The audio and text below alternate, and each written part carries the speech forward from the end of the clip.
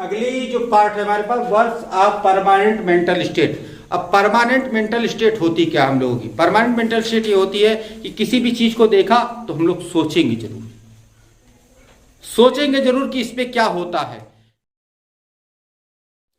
Hello students, पिछले video lecture में हम लोगों ने पढ़ा कि ट्रांसटिव इंट्रांसटिव वर्ब क्या होती हैं, ट्रांसटिव से इंट्रांसटिव कैसे चेंज किया जाता है, इंट्रांसटिव से ट्रांसटिव किस प्रकार से चेंज किया जाता है, और कहीं कहीं पर ट्रांसटिव वर्ब को एक ऑब्जेक्ट से कंप्लीट नहीं किया जाता है, उनके लिए दो ऑब्जेक्ट देना पड़ता है।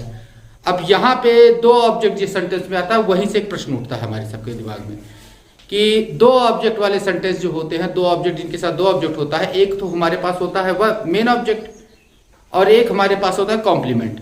कॉम्प्लीमेंट भी दो प्रकार के होते हैं, एक सब्जेक्टिव कॉम्प्लीमेंट, एक ऑब्जेक्टिव कॉम्प्लीमेंट। तो यहाँ पे ये चीज दिमाग में आती है कि सब्जेक्टिव कॉम्प्लीमेंट क्या होता है और ऑब्जेक्टिव कॉम्प्लीमेंट क्या होता है।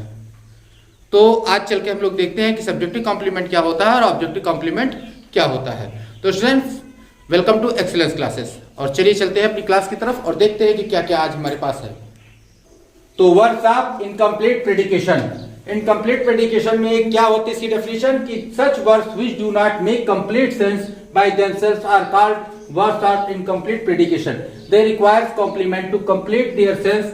दे usually express the idea of being, becoming, seeming, appearing, etc. मतलब ऐसी वर्ड्स जिनका एक ऑब्जेक्ट रखने से मीनिंग ना कंप्लीट हो, उनका सेंस ना पूरा हो पाए, उनकी जो बात बताई जा रही है वो ना पूरी हो पाए, उन्हीं को हम लोग वर्ड्स ऑफ इनकम्प्लीट प्रेडिकेशन कहते हैं। यहाँ पे एक ऑब्जेक्ट से उनकी मीनिंग कंप्लीट नहीं होती, अर्थात इस प्रकार से आप कह सकते हैं कि जैसे मैंने इसके पहले वीडियो लेक्चर में बताया था कि वो वर्ड्स जिनके दो ऑब्जेक्ट से अर्थ कंप्लीट होता है, वही सारी वर्ड्स हमारी वर्ड्स ऑफ इनकम्प्लीट प्रेडिकेशन में आ जाती है। अब इसमें दोनों प्रकार की वर्ब आती हैं, transitive verb of complete predication, incomplete predication, और intransitive verb of incomplete predication. तो पहले आप वर्ड्स ऑफ इनकम्प्लीट प्रेडिकेशन की डेफिनेशन लिख लीजिए, उसके बाद हम लोग चलते हैं आगे कि तब देखते हैं कि ट्रांसटिव वर्ब ऑफ इनकम्प्लीट प्रेडिकेशन होता क्या है और उनमें कौन कौन से सेंटेंस हमें मिलते हैं। तो चलिए इसकी डेफिनेशन पहले लिख लीजिए, उसके बाद आगे बढ़ते हैं। तो स्टूडेंट्स, इस रूल के अकॉर्डिंग ये होता है कि वे ट्रांसटिव वर्ब जिनका केवल एक ऑब्जेक्ट देने से मीनिंग कंप्लीट ना होती हो, उनको हम लोग ट्रांसटिव वर्ब ऑफ इनकम्प्लीट प्रेडिकेशन कहते हैं। अर्थात इनकी मीनिंग कंप्लीट करने के लिए हमें ऑब्जेक्ट के साथ कॉम्प्लीमेंट देना अति आवश्यक होता है। जैसे कि यहां पे हमने कर दिया we made him captain, we made him captain. तो अब यहां पे हमारे पास आ जाता है कि जो मेड है ये तो ऑब्जेक्ट हो गया, ये डायरेक्ट ऑब्जेक्ट है, क्लियर है। अब नॉर्मल से सेंटेंस में आप कहेंगे ये डायरेक्ट ऑब्जेक्ट है, डायरेक्ट ऑब्जेक्ट नहीं है ये हमारे पास जो मिलता है ये हमारा है नाउन कॉम्प्लीमेंट, नाउन कॉम्प्लीमेंट। ये इसके बगैर इस सेंटेंस की मीनिंग नहीं निकलनी थी। जैसे आप लोगों को समझ लीजिए इतना ही लिखा हुआ है कि वे मेड हिम, हमने उसे बनाया, तो उसका अर्थ कंप्लीट आपको नहीं मिल रहा है, इसकी सेंस कंप्लीट नहीं हो रही है जब तक इसके साथ कैप्टन जोड़ा ना जाए, कि कैप्टन जोड़ने से इसकी कंप्लीट जो मीनिंग है, कंप्लीट सेंस आपका निकल कर सामने आता है। जैसे इसमें कर दिया हमने द जज फाउंड हिम। अब द जज फाउंड हिम इतना ही सेंटेंस हमने रहने दिया, तो ये देख लीजिए इसकी मीनिंग, इसका सेंस कंप्लीट नहीं हो रहा है कि न्यायाधीश को वो मिला, क्या मिला। तो जब तक यहां पे हमने गिल्टी वर्ड ना जोड़े या इनोसेंट वर्ड ना जोड़े, यानी तो तब तक इस सेंटेंस की मीनिंग कंप्लीट नहीं होती। और ये हमारे पास जो होता है ये एडजेक्टिव कॉम्प्लीमेंट होता है, इसे हम लोग एडजेक्टिव कॉम्प्लीमेंट कहते हैं, क्लियर। तो यहां पे जो हमारा एडजेक्टिव कॉम्प्लीमेंट होता है, ये एडजेक्टिव कॉम्प्लीमेंट या नाउन कॉम्प्लीमेंट, ये सारे कॉम्प्लीमेंट हमारे जो होते हैं ये ऑब्जेक्टिव कॉम्प्लीमेंट में आते हैं। तो ऑब्जेक्टिव कॉम्प्लीमेंट को अगर एक लाइन में जानना हो तो कुछ इस प्रकार से लिखेंगे कि वे कॉम्प्लीमेंट जो ऑब्जेक्ट के बाद आते हों, ऑब्जेक्ट के बाद आए उसे ऑब्जेक्टिव कॉम्प्लीमेंट कहते हैं, कॉम्प्लीमेंट कहते हैं। अर्थात जो कॉम्प्लीमेंट हमारा ऑब्जेक्ट के पास मिल जाता है उसे हम लोग ऑब्जेक्टिव कॉम्प्लीमेंट कहते हैं। क्लियर? तो चलिए इसे नोट कर लीजिए, उसके बाद फिर हम लोग इंट्रांसिटिव वर्ब की तरफ आगे बढ़ते हैं। तो स्टूडेंट्स आगे बढ़ के देखते हैं हम लोग इंट्रांसिटिव वर्ब ऑफ इनकम्प्लीट प्रेडिकेशन। ऐसी इंट्रांसिटिव वर्ब जो बिना कॉम्प्लीमेंट के अपने सेंस को, अपनी मीनिंग को कंप्लीट नहीं कर पाती है, उनको हम लोग इंट्रांसिटिव वर्ब ऑफ इनकम्प्लीट प्रेडिकेशन कहते हैं।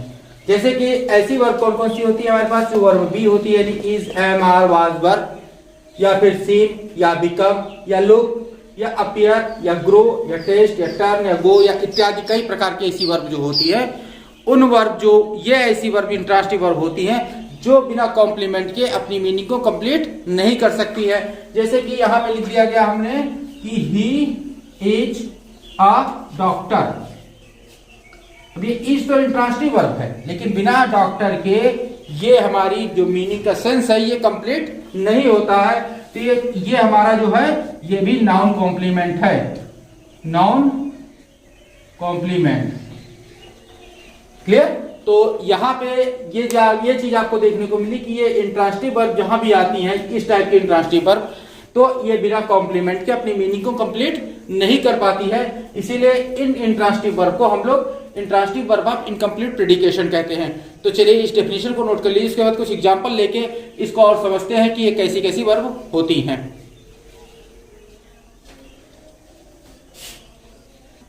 तो यहाँ पे हम लोग एक एग्जांपल लेते हैं, कुछ एग्जांपल्स ये हैं, जैसे मैन इज मोर्टल। यहाँ पे इस देखिए कि ये हमारी इंट्रांसिटिव वर्ब है, तो ये मोर्टल के बगैर अपना अर्थ पूरा नहीं करती कि मनुष्य है, लेकिन क्या है? जब तक मोर्टल यानी नश्वर बताएंगे नहीं तब तक होगा नहीं। और मोर्टल हमारा यहाँ पे है एडजेक्टिव कॉम्प्लीमेंट है। क्लियर? फिर है ही लुक्स टायर्ड, वो दिखाई पड़ता है, लेकिन कैसा दिखाई पड़ता है? टायर्ड, थका हुआ। तो अगर टायर्ड को हटा दें तो ही लुक्स, वो दिखाई पड़ता है, ये तो क्लियर मीनिंग होने वाली नहीं है। तो यहाँ पे हम लोगों को टायर्ड एक कॉम्प्लीमेंट जोड़ना पड़ेगा। और टायर्ड हमारा जो कॉम्प्लीमेंट है ये पार्टिसिपल है, ये टायर्ड की थर्ड फॉर्म टायर्ड है, ये पास्ट पार्टिसिपल कहा जाता है। I am on the committee. अब एम यहाँ पे इंट्रांसिटिव वर्ब है, जब तक ऑन द कमेटी हम लोग देंगे नहीं तब तक एम की, आई एम मैं हूं की कंप्लीट मीनिंग नहीं होगी। इसको हम लोग कह सकते हैं preposition with adjective, preposition with adjective. और उसके बाद आता है क्लास इज ओवर। यहाँ पे इस देखिए कि इनडायरेक्ट इंट्रांसिटिव वर्ब है, और इसके बाद अगर हमने ओवर नहीं दिया, एडवर्ब नहीं लगाया, तो ये हमारी कंप्लीट मीनिंग नहीं देगा। द लाइट वॉज ऑफ, यहाँ वॉज देखिए ये इंट्रांसिटिव वर्ब थी, और ऑफ जो हमारा एक कॉम्प्लीमेंट है, और ऑफ जो हमारा कॉम्प्लीमेंट है ये हमारा एडवर्ब कॉम्प्लीमेंट है। क्लियर? तो इस तरीके से आप लोगों ने देखा कि अगर इंट्रांसिटिव वर्ब, कुछ ऐसी इंट्रांसिटिव वर्ब होती है जिनके साथ यदि कॉम्प्लीमेंट ना जोड़ें तो वो वर्ब जो है अपनी मीनिंग को कंप्लीट नहीं कर पाती है। तो ऐसी वर्ब को हम लोग इंट्रांसिटिव वर्ब ऑफ इनकम्प्लीट प्रेडिकेशन कहते हैं। तो इन एग्जांपल्स को नोट कीजिए, और उम्मीद है कि जो रूल्स मैंने लिखाए थे वो रूल आपकी समझ में आ गए होंगे। अब इसमें आगे एक और लाइन लिख लीजिए कि इसमें जो कॉम्प्लीमेंट यूज होता है, जैसे कि ओवर क्लास से हमारे पास कनेक्टेड है, कमेटी आई से कनेक्टेड है, टायर्ड ही से कनेक्टेड है, मोर्टल मैन से कनेक्टेड है। यानी कि इसमें जो कॉम्प्लीमेंट होते हैं वो डायरेक्ट सब्जेक्ट से कनेक्टेड होते हैं, इसीलिए इन कॉम्प्लीमेंट को हम लोग सब्जेक्टिव कॉम्प्लीमेंट कहते हैं। क्लियर? तो ट्रांसिटिव वर्ब के साथ जो यूज होता है वो हमारा पास ऑब्जेक्टिव कॉम्प्लीमेंट होता है, क्योंकि वो ऑब्जेक्ट के बाद यूज किया जाता है। और जबकि इसमें यूज किया जाए इंट्रांसिटिव वर्ब में यूज किए जाने वाले जो कॉम्प्लीमेंट होते हैं वो कॉम्प्लीमेंट हमारे सब्जेक्ट से कनेक्टेड होते हैं, इसीलिए इन्हें सब्जेक्टिव कॉम्प्लीमेंट कहा जाता है। क्लियर? तो अब आपको हो सकता, उम्मीद है कि सब्जेक्टिव ऑब्जेक्टिव कॉम्प्लीमेंट में अंतर क्लियर हो गया होगा। तो स्टूडेंट्स ये कुछ पॉइंट्स हैं जिनको आपको याद करना जरूरी है, जैसे कि subjective complement qualifies the subject, it come after some intransitive verb. मतलब सब्जेक्टिव कॉम्प्लीमेंट जब भी आएगा उसके पहले हमें इंट्रांसिटिव वर्ब मिलेगी। क्लियर? अब यहाँ पे हो जाता है कि an objective complement qualifies the object it come after some transitive verb, यानी कभी भी ट्रांसटिव वर्ब के बाद अगर कोई वही ऑब्जेक्ट आता है, ऑब्जेक्ट के बाद अगर कोई कॉम्प्लीमेंट आता है तो हमारा ऑब्जेक्टिव कॉम्प्लीमेंट होगा। अब यहाँ पे एक पॉइंट ये याद रखने की चीज है कि कभी कभी एक सेंटेंस का सब्जेक्टिव कॉम्प्लीमेंट दूसरे सेंटेंस का ऑब्जेक्टिव कॉम्प्लीमेंट हो सकता है। कैसे हो सकता है? जैसे हमने लिया कि आई एम एंग्री, ये हमारा am indirect object intransitive object है, इंट्रांसिटिव वर्ब है, तो इसके बाद जो एंग्री आया है सब्जेक्टिव कॉम्प्लीमेंट हुआ। अब इसके नियम के अनुसार कभी कभी एक सेंटेंस का सब्जेक्टिव कॉम्प्लीमेंट दूसरे सेंटेंस में ऑब्जेक्टिव बन सकता है। जैसे इसका अगर हम ऑब्जेक्टिव बनाएंगे तो किस प्रकार से बनेगा कि ही मेड मी एंग्री। अब यहां पे एडजेक्टिव कॉम्प्लीमेंट बन गया, ये ऑब्जेक्टिव कॉम्प्लीमेंट बन गया, एडजेक्टिव कॉम्प्लीमेंट है, मतलब ये ऑब्जेक्टिव भी है और एडजेक्टिव भी है। मतलब यहाँ एडजेक्टिव यहाँ भी था लेकिन यहाँ सब्जेक्टिव कॉम्प्लीमेंट था, और यहाँ एडजेक्टिव है ऑब्जेक्टिव कॉम्प्लीमेंट, क्योंकि ये ऑब्जेक्ट के बाद मी के बाद आया है इसलिए यहाँ पे ऑब्जेक्टिव कॉम्प्लीमेंट हो गया। तो इस चीज से आपको समझ में आ गया होगा किसी किसी सेंटेंस का सब्जेक्टिव कॉम्प्लीमेंट दूसरे सेंटेंस में ऑब्जेक्टिव कॉम्प्लीमेंट भी बन सकता है। ये जरूरी नहीं कि इसका एक सब्जेक्टिव है तो दूसरे सेंटेंस में ऑब्जेक्टिव बनने पे सेंटेंस गलत हो जाएगा। आप इस बात का ध्यान रखिए कि वो जो वर्ड है वो कॉम्प्लीमेंट है, किस अर्थ में प्रयुक्त किया जा रहा है उसी के अनुसार वो सब्जेक्टिव या ऑब्जेक्टिव बनेगा। अगर ट्रांसिटिव के बाद प्रयुक्त है तो वो ऑब्जेक्टिव है, अगर इंट्रांसिटिव के बाद प्रयुक्त है तो वो सब्जेक्टिव है। क्लियर? तो चलिए इसे नोट कर लीजिए, फिर आगे बढ़े हम लोग। तो स्टूडेंट्स आगे बढ़ते हैं और आगे हम लोगों को मिलता है linking and non linking verb. Linking और नॉन लिंकिंग वर्ब, जैसे कि नाम से आपको पता है, लिंक करने वाला और नॉन लिंक करने वाला। जैसे कि किसी चीज को जोड़ के रखने वाला, किसी चीज के साथ जोड़ के रखने वाले, उसको हम लोग लिंकिंग वर्ब कहते हैं, और किसी को ना जोड़ पाए वो हम लोग उसे नॉन लिंकिंग वर्ब कहते हैं। जैसे कि होता है linking and non linking verbs.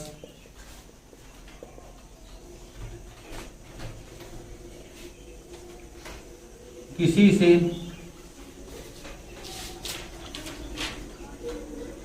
किसी का कनेक्शन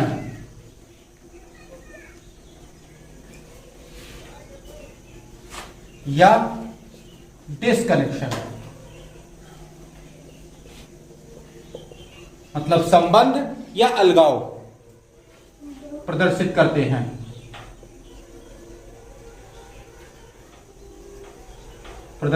हैं। इसे नाम से ही पता है, लिंकिंग का मतलब कनेक्शन, मतलब कनेक्टिंग वर्ब जो होती है हमारे पास, एक दूसरे से कनेक्ट करने वाली वर्ब जो होती है उनको हम लोग लिंकिंग वर्ब कहते हैं। तो इसमें हो जाएगा, इसमें ये है, और उसके बाद दूसरी हमारे पास आती है non linking verb. Non linking verbs ये हमारी होती है डिसकनेक्टिव वर्ब, डिसकनेक्शन। इससे हमारा होता है अलगाव व्यक्त किया जाता है। इसमें जो होता है संबंध व्यक्त होता है इसके साथ हमारा, और इसके साथ हमारा अलगाव व्यक्त होता है। क्लियर? तो संबंध या अलगाव व्यक्त करने वाली वर्ब को ही लिंकिंग और नॉन लिंकिंग वर्ब कहते हैं। लिंकिंग वर्ब से हम लोग किसी के साथ किसी का संबंध व्यक्त करते हैं, और नॉन लिंकिंग वर्ब से हम लोग किसी से किसी का अलगाव व्यक्त करते हैं। क्लियर? जैसे यहाँ पे देखिए दो सेंटेंस मैंने लिखा है, ही फेल इल और ही फेल्ड फ्रॉम ट्री। मतलब ही फेल इल, वो बुखार के साथ बीमार पड़ गया, मतलब बीमार पड़ा तो बुखार के साथ है वो, ये लिंकिंग वर्ब है। यहाँ पे जो वर्ब यूज हुई इसे हम लोग लिंकिंग वर्ब कहेंगे। एक कनेक्शन प्रकट कर रही है कि उसका और बुखार का कनेक्शन रही। लेकिन यहाँ पे फेल्ड जो कि लिखा है कि वो गिर गया पेड़ से, तो ये हमारा नॉन लिंकिंग वर्ब है। मतलब ये हमारा डिसकनेक्शन दिखा रहा है, अलगाव दिखा रहा है, पेड़ के साथ उसका अलगाव दिखा रहा है, इसीलिए हमारा ये नॉन लिंकिंग वर्ब है। लेकिन यहाँ पे उसका बुखार के साथ लिंक दिखा रहा है, कनेक्शन दिखा रहा है, इसीलिए लिंकिंग वर्ब है। क्लियर? तो इसे आप लिख लीजिए, उसके बाद कुछ एग्जांपल लेते हैं और समझते हैं कि लिंकिंग और नॉन लिंकिंग वर्ब होते क्या है।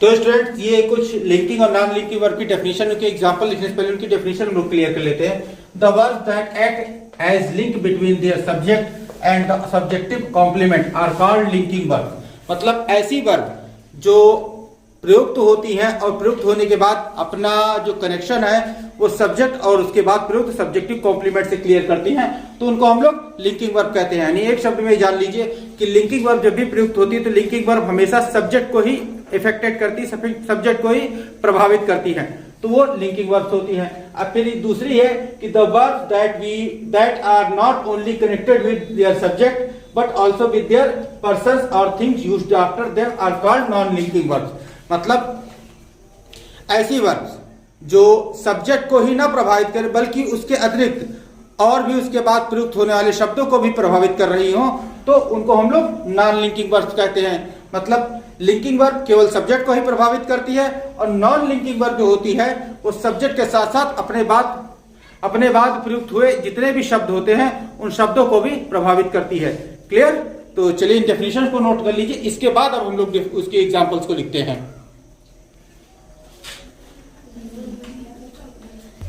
तो स्टूडेंट्स ये कुछ लिंकिंग और नॉन लिंकिंग वर्ब के एग्जांपल्स हैं। जैसे इसमें आप देख लीजिए कि अंजू अपीयर्स वरीड, तो अंजू दिखाई पड़ती है चिंतित, अर्थात ये लिंकिंग वर्ब है। चिंता अंजू के साथ कनेक्टेड है इसलिए लिंकिंग वर्ब है। अब जैसे यहाँ पे कह दिया गया सी सैंग ए सॉन्ग, यहाँ पे गीत गाया, एक गीत गाया, तो गीत को ये सैंग प्रभावित करता है। इसके बाद आने वाले से इसके बाद आ जाता मेलोडियस आ जाता तो उसको भी प्रभावित करता, अर्थात सैंग हमारा नॉन लिंकिंग वर्ब है। तो इसी प्रकार से इन वर्ब्स को पढ़िए और उसके बाद लिंकिंग और नॉन लिंकिंग वर्ब का कॉन्सेप्ट क्लियर कीजिए और इसे नोट कर लीजिए। तो अब मैं उन सभी स्टूडेंट से कुछ कहना चाहता हूं कि जो टीटी और अदर कॉम्पिटिटिव एग्जाम की तैयारी कर रहे हैं, तो उन सभी के लिए मैंने एक नया चैनल चालू किया है जिसका नाम है मैथ्स गुरुजी। मैथ्स गुरुजी में मैं आपको हमेशा ट्रिकी मैथ ही बताऊंगा और ऐसी मैथ उसमें बताऊंगा कि आपको हर कंपटीशन में, हर कॉम्पिटिटिव एग्जाम में आपके लिए बहुत ही लाभकारी होगी। तो उसका लिंक मैं नीचे डिस्क्रिप्शन में डाल दूंगा, आप जाइए और वहां से उस चैनल को सब्सक्राइब जरूर कर लीजिए, जिससे वहां पे आपको ट्रिकी मैथ मिलती रहे। और ट्रिकी मैथ के साथ साथ मैं उस पर कक्षा 8, 9, 10, 11, 12 इन सब की मैथ की क्लास भी डालता रहूंगा। तो चलिए चलते हैं अपने अगले रूल की तरफ और देखते हैं हमारे पास अगला रूल है क्या। तो स्टूडेंट्स हम लोगों ने लिंकिंग वर्ब देखा, नॉन लिंकिंग वर्ब देखा, ट्रांसिटिव वर्ब देखा, इंट्रांसिटिव वर्ब देखा। लेकिन मॉडर्न इंग्लिश में हम लोगों को अर्थ के अनुसार ट्रांसिटिव और इंट्रांसिटिव वर्ब के दो पार्ट और होते हैं। दो पार्ट कौन से? Static verbs and dynamic verbs. अर्थात इनको हम इस प्रकार से लिख सकते हैं कि static verbs and dynamic verb. ये दो वर्ब्स ऐसी होती है जो मॉडर्न इंग्लिश में जोड़ दी गई है और ये वर्ब जो होती है हमारे ट्रांसिटिव और इंट्रांसिटिव का ही रूप होती हैं।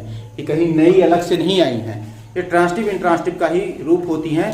तो चलिए देखते हैं कि स्टैटिक वर्ब्स क्या होती है, डायनामिक वर्ब्स क्या होती हैं। तो स्टूडेंट ये है स्टैटिक वर्ब्स की परिभाषा। The verbs which denote permanent activity, certain state और steady condition in the person और thing mentioned in the subject are called static verb.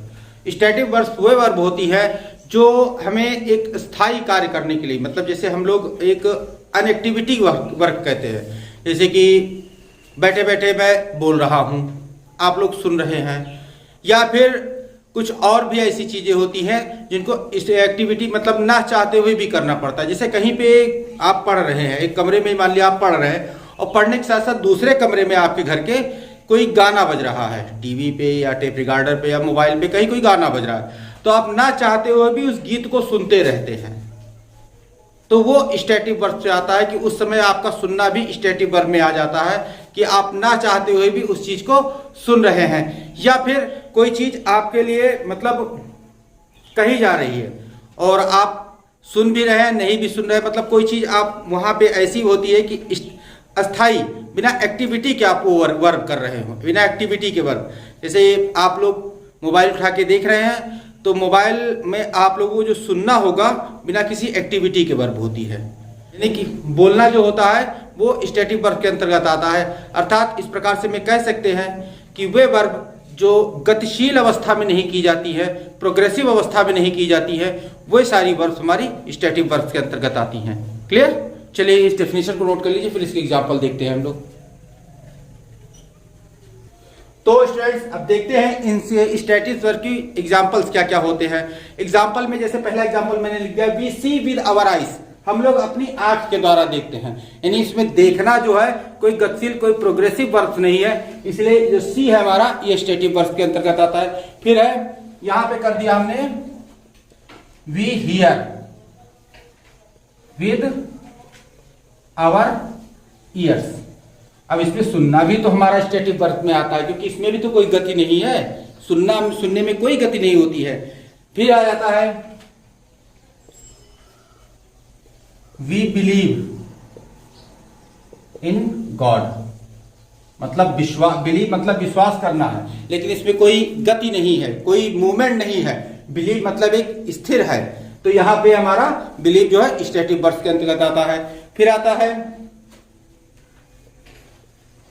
He knows English. अब नो भी यहां पे बिना किसी गति के है, बिना किसी मोशन के है, तो इसलिए नो भी हमारा स्टैटिक वर्ब के अंतर्गत आता है। फिर अगला एग्जांपल है राधा लव्स कृष्ण। तो यहां भी लव्स एक भावना है, एक अंदर की जो भावना है, इसमें कोई गति नहीं है, कोई एक फीलिंग है, तो ये लव भी हमारी स्टैटिक वर्ब के अंतर्गत आती है। क्लियर? तो इन एग्जाम्पल को नोट कर लीजिए। उम्मीद है स्टैटिक वर्ब आपको समझ में आ गई होंगी। तो चलिए इन एग्जाम्पल को लिखिए, उसके बाद हम लोग देखते हैं डायनामिक वर्ब क्या होती हैं। तो students static verb dynamic verb जानने से पहले हम लोग ये जानते हैं कि स्टैटिक वर्ब में कितने पार्ट होते हैं। मतलब जो अस्थायी वर्ब होती है जिनको किसी मोशन के किया जाता है, वो भी कई सारे पार्ट में, वो 3-4 विभाग में बटी हुई है कि कौन सा विभाग इमोशन के साथ जुड़ा हुआ है, कौन सा विभाग हमारी शरीर की एक्टिविटी के साथ जुड़ा हुआ है। इस प्रकार से 2-3 विभाग में से बटी हुई है। तो पहले इसको जान लेते हैं कि स्टैटिक वर्ब के कौन कौन से पार्ट होते हैं हमारे सामने। तो स्टूडेंट्स पहला पार्ट हमारे पास है verb of perception. Perception verb of perception में वो वर्ब्स आ जाती है जो हमारी ऑटोमेटिक एक्शन होती हैं। जैसे कि आप लोगों के घर में अगरबत्ती जला दी गई, तो आप अगरबत्ती को सूंघना ना चाहें फिर भी उसकी महक आपको मिलेगी। किसी ने परफ्यूम लगाया, तो परफ्यूम की महक यदि आप सूंघना ना भी चाहें तो परफ्यूम उड़ेगा, तो महक आपको मिलेगी। कोई जबरदस्त मोबाइल चलाए बैठा है आपके बगल में, तो आप अगर उसके गीत को सुनना ना चाहें फिर भी आप उसे सुनेंगे। तो ऐसे ऑटोमेटिक जो एक्शन होते हैं वो हमारे यहाँ पे वर्ब्स ऑफ परसेप्शन में आ जाते हैं। ऐसे कौन कौन से वर्ब होते हैं? जैसे ऐसे वर्ब हमारे पास होते हैं जैसे इजी, सी, ये हो गया हमारे पास सी हियर। मतलब कोई चीज अगर आप नहीं चाहते हैं फिर भी अगर आपके आंखों के सामने से गई तो आप उसे देखेंगे, ये ऑटोमेटिक एक्शन है। तो सी हियर। फिर आ जाता है स्मेल। स्मेल, या फिर आप खाना खाने बैठे और आपको मिर्ची से नफरत है, आप मिर्ची नहीं खाना चाहते, लेकिन फिर भी खाने में किसी ने मिर्ची डाल रखी है, तो वहां आपको जब तक अगर सूखी खड़ी मिर्ची है तो निकाल फेंक देंगे, और नहीं खड़ी है अगर पिसी हुई पड़ी है तो खाएंगे, आप उसे टेस्ट करेंगे, ना चाहते हुए भी आप उसे टेस्ट करेंगे।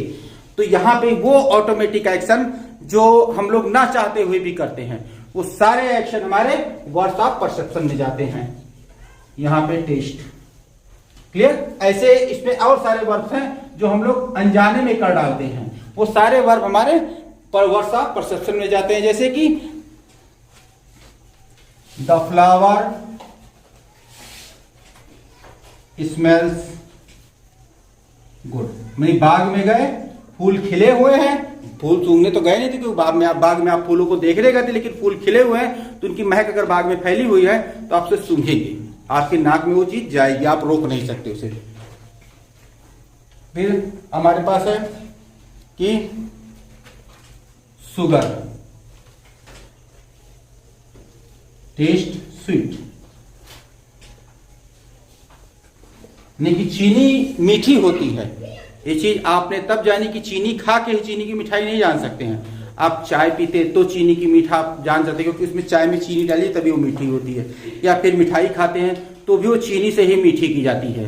तो यहाँ पे चीनी की मिठास चीनी खा के ही नहीं, अन्य चीजों को भी खा के ऑटोमेटिक तरीके से आपको पता लग जाती है कि चीनी मीठी होती है। क्लियर? तो उम्मीद है कि वर्ब्स ऑफ परसेप्शन आपकी समझ में आ गया होगा। तो इसे आप नोट कर लीजिए, फिर इसके बाद अगला पार्ट इसका हम देखते हैं।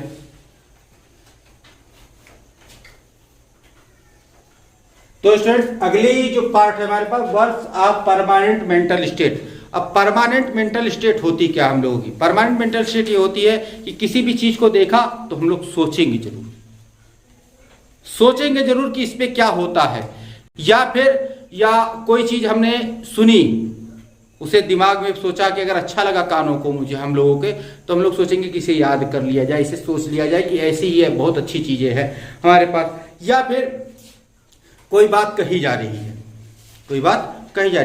तो आप अगर सामने वाले की बात से सहमत हैं या असहमत हैं, परमानेंट मेंटल स्टेट दो ही होती हैं, इसमें दो हो गई कि सहमत हैं या असहमत हैं, तीसरा कुछ हो ही नहीं सकता इस बात में कि सामने वाले ने कहा कि कल योगी जी आए थे और उन्होंने बहुत अच्छे अच्छे सौगात दिए।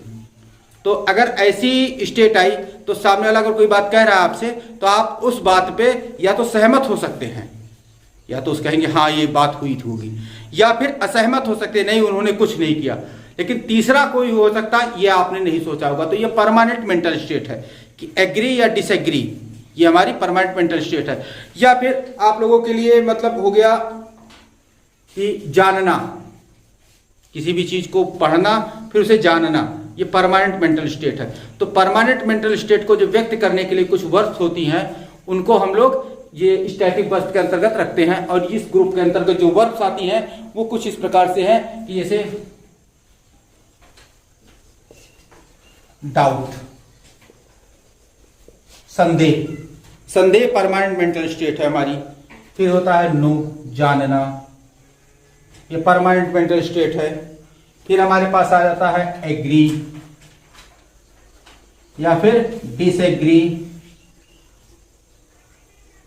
और फिर या तो फिर फॉरगेट भी हो सकता है, क्योंकि फॉरगेट भी, भूलना भी परमानेंट मेंटल स्टेट हमारे पास है, ठीक है। या फिर थिंक, सोचना, हमारी परमानेंट मेंटल स्टेट है। अंडरस्टैंड, समझना, हमारी परमानेंट मेंटल स्टेट है। तो इसी प्रकार से और भी वर्ब जो होती है हमारी, जो फिक्स दिमाग की एक्टिविटी को प्रदर्शित करती, दिमाग की फिक्स एक्टिविटी को जो वर्ब प्रदर्शित कर रही हो, वो हमारी परमानेंट मेंटल स्टेट वर्ब्स होती हैं, जिनको हम लोग स्टैटिक वर्ब्स के अंतर्गत रखते हैं। इसके कुछ एग्जांपल ले लेते हैं, जैसे आई बिलीव इन गॉड, ये हमारा जो विश्वास है, विश्वास हमारी परमानेंट मेंटल स्टेट की वर्ब्स हो गई, क्योंकि ये हमारा एक फिक्स एक्टिविटी है हमारे माइंड की, इससे इस एक्टिविटी को हम लोग बदल नहीं सकते, फिक्स एक्टिविटी है। या फिर हो जाएगा कि he knows English, he knows English, जानना हमारे दिमाग की फिक्स एक्टिविटी है। या फिर आई एग्री विद यू, तो ये भी हमारे दिमाग की फिक्स एक्टिविटी है। तो इस प्रकार से हमने आप लोगों को क्लियर हुआ होगा कि हमारे दिमाग की जो फिक्स एक्टिविटी है उसको प्रदर्शित करने के लिए जिस भी स्टैटिक वर्ब का यूज किया जाता है उसको verbs of permanent mental state के नाम से जाना जाता है। क्लियर? तो इसे आप नोट कीजिए। इसके बाद अगला पार्ट इसका देखते हैं। तो स्टूडेंट्स अगले पार्ट में हमारे पास आता है इमोशनल स्टेट। अब इमोशनल स्टेट मतलब वे हम लोगों की मानसिक वे भावनाएं जो हमारे सबके हृदय से जुड़ी होती है। जैसे हम लोग कोई भी सामने वाला अगर दुखी हुआ, किसी ने 2 चांटा सामने वाले जमा के दिया, तो सामने वाला क्या करेगा? रोने लगेगा। तो वो हमारी इमोशनल स्टेट हुई। या फिर कोई भी चीज बहुत खुशी वाली मिल गई तो हम लोगों के अंदर बहुत ज्यादा प्रसन्नता होगी, तो हम लोग उसको शब्द में व्यक्त करना चाहेंगे। तो शब्द में व्यक्त करने के लिए जो वर्ब वहां यूज होती है वो इमोशनल स्टेट की वर्ब होती है। या फिर किसी से बहुत ज्यादा प्रेम है तो उस प्रेम को व्यक्त करने के लिए वो जो शब्द आते हैं उसमें जो वर्ब्स आती है वो हमारी इमोशनल स्टेट की वर्ब है। यानी कि जो भावनाओं से जुड़ी हुई वर्ब्स होती हैं वो सारी हम लोग इमोशनल स्टेट की स्टेटिव वर्ब्स कही जाती है। इसके अंतर्गत जो वर्ब आती है वो क्या होती है हमारे पास? जैसे हमारे पास हो गया लव, हेट, एंगर, क्रोध भी हमारा हो गया इमोशनल स्टेट में। फिर आ जाता है होप, उम्मीद, फिर है वांट यानी किसी चीज को चाहना, इच्छा व्यक्त करना, या फिर विश, विश हो गया, या फिर ड्रीम हो गया, सपना देखना। ये सारी ऐसी वर्ब जो हमारी भावनाओं से जुड़ी हुई वर्ब्स होती है, वो सारी वर्ब्स हमारी इमोशनल स्टेटिव वर्ब होती हैं। सीता लव राम। दूसरा हो जाएगा हमारे पास कि I hate a dishonest person. I hate a dishonest person. तो यहां पे लव, यहां पे हेट, या इसी प्रकार की और सारी वर्ब जो हम लोगों की भावनाओं के साथ जुड़ी हुई होती है, वो हमारी इमोशनल स्टेट के अंदर डाली जाती है। क्लियर? उम्मीद है कि ये चीज आपको समझ में आ गई होगी। फिर इसे आप नोट कर लीजिए, फिर इसके अगले पार्ट की तरफ चलते हैं। तो स्टूडेंट अगले पार्ट के अनुसार होता है कि हमारे पास स्टैटिक स्टेट। स्टैटिक स्टेट वो वर्ब्स होती है जो हमेशा स्थिर अवस्था में रहती है। उनको जो अभी कोई भी कार्य हो रहा है तो वो स्थिर अवस्था में रहेंगी। जैसे कि हमारे पास है लिव। लिव माने जीना, यानी कि ये वर्ब तो है लेकिन स्थिर है। यहाँ पे है कंटेंट माने सहमति देना, तो ये स्थिर है। यहाँ पे हो जाएगा पोसेस माने पास रखना, ये भी स्थिर है। तो ऐसे जितने भी वर्ब होती है जो हमेशा स्थिर अवस्था में रहती हैं, उनको हम लोग स्टैटिक स्टेट की स्टैटिक वर्ब कहते हैं। जैसे तो ये हमारे पास एग्जांपल है कि सोनल डिजर्व प्रेज। ये डिजर्व जो होगी ये स्थिर अवस्था की वर्ब है। या फिर the book belongs to me, नहीं मुझसे संबंधित है, ये स्थिर अवस्था की वर्ब है। यानी ऐसी वर्ब जिसमें कोई भी एक्टिविटी में सदा स्थिर रहती है, उनको हम लोग स्टैटिक स्टेट की स्टैटिक वर्ब कहते हैं। क्लियर? तो चलिए इसे नोट कर लीजिए। इसके बाद हम लोग आगे बढ़ के डायनामिक वर्ब देखते हैं।